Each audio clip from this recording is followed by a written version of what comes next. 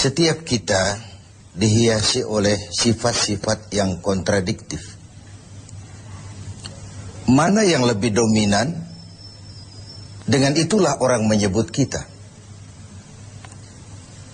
Di dalam pribadi kita ada sifat sabar, ada sifat marah. Kalau sabar yang lebih dominan, kita disebut penyabar. Kalau marah yang lebih kuat, kita disebut pemarah. Sesabar apapun orang, dia mesti punya sifat pemarah. Sepemarah apapun orang, dia mesti punya sifat sabar. Nah, ibadah puasa mendidik kita agar lebih mendominankan sifat-sifat yang terpuji, sifat-sifat yang mulia. Nah, salah satu dari sifat itu adalah sabar. Sebuah hadis baginda Rasul menyatakan as-siyamu junnatun fa idza kana yaumus siyami ahadikum fala yarfus wa la yafsuq wa in sabahu ahadun aw qatalahu falyaqul inni shaim inni shaim. Puasa adalah dinding, benteng. Apabila salah seorang kamu tengah berpuasa, janganlah berkata keji, berkata kotor. Kalaupun ada orang mencaci maki dia atau mengajaknya dia berkelahi, bertengkar, hendaklah dia berkata, maaf, saya sedang sabar. Maaf, saya sedang sabar. Perlu benteng dalam kehidupan ini supaya kita tahu diri. Mana coupling yang boleh kita langkahi, mana yang tidak. Mana hal yang harus kita lakukan, mana yang tidak. Bahwa kita mau cepat naik pangkat, boleh. Tapi harus ada sabar, ada cara. Bahwa kita kepengen cepat jadi orang kaya, boleh. Tapi sabar, ada cara. Seperti kita puasa sekarang ini, bahwa perut ini sudah melilit, tenggorokan sudah kering bukan main. Ada, boleh, sabar, ada waktunya. Bahkan luar biasa dilatih sabar pada saat kondisi sedang peka. Dalam keadaan lapar dan haus, orang itu kan peka. Sedikit tersinggung temperatur naik. Dikala itu orang diperintahkan sabar. Kalau perut kenyang, tidak haus, uang ada, badan sehat, disuruh sabar. Sabarlah orang. Tapi pada kondisi yang peka seperti ini, 1 bulan ini untuk menghadapi 11 bulan sesudahnya, bagaimana sabar bisa menjadi bingkai kehidupan kita. Sabar di dalam mencari harta, sabar di dalam mengejar karier, sabar di dalam mengembangkan nilai-nilai luhur. Sehingga dengan adanya bingkai kesabaran ini, hidup kita 11 bulan sesudah Ramadan nanti dihiasinya dengan nilai-nilai yang indah dari bentuk kesabaran. Kemudian, kapan kita harus melaksanakan sabar itu? Umumnya di 3 tempat. Pertama, sabar dalam melaksanakan taat. Sabar dalam melaksanakan apa yang diperintah oleh Allah. Karena pada saat kita sudah mengikrarkan diri, bersedia menjadi pelaksana perintah Allah, kala itulah cobaan, godaan, tantangan, rintangan selalu datang. Iblis, musuh utama kita, tidak pernah berhenti sekejap pun. Tiap kali kita berencana untuk melaksanakan taat, tiap saat itu pula iblis mengatur rencana bagaimana menggagalkan ini. Kita ingat dalam sejarah kurban, ketika Ibrahim diuji oleh Allah, turun perintah menyembelih putranya, ujian melaksanakan taat.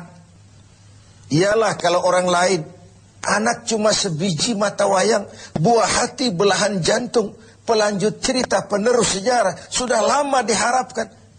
Turun perintah seakan Tuhan ingin berkata, Ibrahim, kau memang cinta kepadaku. Tapi setelah kau punya anak, masuk cinta anak ke dalam hatimu. Ayo buktikan, mana yang lebih besar, cintamu kepadaku atau cintamu kepada anakmu? Sembelih anakmu. Ketika Ibrahim akan melaksanakan perintah itu, iblis ngatur strategi. Ini gendeng ini Ibrahim. Luar biasa. Kalau tiap orang punya iman seperti ini, kata iblis, nggak ada teman kita di neraka. CS kita nggak ada sudah. Ini harus digagalkan. Datang iblis menggoda Ibrahim. Kenapa mau kau sembelih anakmu? Perintah Tuhan. Ah, Tuhan cuma sentimen sama kau Ibrahim. Dia tidak kepengen kau punya keturunan. Jangan dilaksanakan. Tidak ada urusan sama kau iblis. Ini perintah Allah. Mundur. Gagal menggoda Ibrahim. Iblis pindah menggoda Siti Hajar. Barangkali perempuan lebih mudah. Karena perempuan umumnya lebih panjang rambutnya dari pikirannya. Lebih peka perasaannya. Hajar, kau tahu anakmu mau dibawa kemana dengan suamimu? Mau disembelih. Masa sih? Kok sampai hati menyembelih anaknya sendiri? Katanya itu perintah Tuhannya. Oh, kata Siti Hajar. Kalau ini perintah Tuhan, jangankan cuma anakku Ismail. Aku pun ibunya mau ikut disembelih. Tidak ada urusan sama kau. Minggir. 2 kali kecewa iblis. Gila ini. Dikira perempuan imannya lemah, malah lebih hebat lagi. Tanggung-tanggung mau ikut disembelih sekalian. Gagal menggoda Siti Hajar. Turun iblis menemui Ismail kecil. Ismail, kau mau dibawa kemana sama bapakmu? Enggak tahu. Kau mau disembelih? Kenapa mau disembelih? Katanya itu perintah Tuhan. Kalau perintah Tuhan, iblis, zahir batin saya siap, zahir batin saya ikhlas. Iblis mau bicara lagi, Ismail ngambil kerikil kecil. Idhab ya la'in. Pergi laknat terkutuk kau. Tengoklah iblis, dia berputar saja di rumah tangga kita. Suaminya mantap, dia datang kepada istri. Istrinya teguh, dia datang kepada anak. Tidak akan berhenti usahanya di dalam kita menggagalkan upaya agar kita jangan mentaati perintah Allah. Sabar di dalam taat. Yang kedua, sabar di dalam meninggalkan maksiat. Di dalam meninggalkan yang dilarang. Orang tahu kita peminum, sudah mau berhenti, ada saja. Ah, kau jangan bertingkah lah, kau kemarin kan pakarnya, sekarang aja. Sudah berhenti kita berjudi, Allah sekali-sekalilah. Sekali-sekali gak apalah, banyak saja bujukan, rayuan agar kita kembali kepada penyakit lama. Meninggalkan maksiat, meninggalkan yang dilarang Allah pun perlu kesabaran. Karena bukan main godaannya. Sebagaimana halnya juga dengan puasa ini. Puasa di Jakarta, di kota-kota besar, insya Allah pahalanya lebih besar daripada puasa di desa terpencil. Kenapa? Godaannya tidak seberat di kota besar. Di kota besar kita lihat tulisan gede-gede, hormati orang puasa. Di bawah yang makan biasa. Ini sebuah potret, semakin tinggi nilai taat, semakin tinggi keinginan meninggalkan maksiat, semakin berat juga cobaan dan bisikan iblis. Maka semakin diperlukan kesabaran itu. Lalu tempat yang ketiga, sabar di dalam menghadapi musibah. Sabar dalam menghadapi kesulitan, cobaan, ujian. Baik dia dalam bentuk yang menyenangkan maupun dalam bentuk yang tidak menyenangkan.